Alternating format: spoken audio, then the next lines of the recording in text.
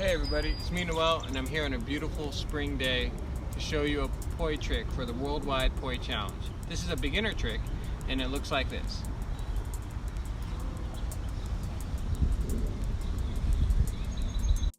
Alright, so basically what happened was that there's all this wind because it's springtime, but here I am doing the trick with one poi.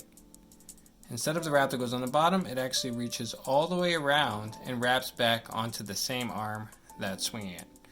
I'm going to do it the other direction here, where I reach over the opposite arm and it wraps back onto the same arm.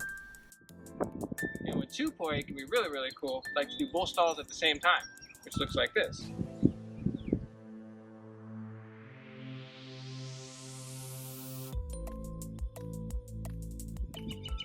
Alright, again, my name is Noel Yee. I'm here with the Worldwide Poi Challenge, and a big shout out to Justin Hinde, who taught me this trick many years ago.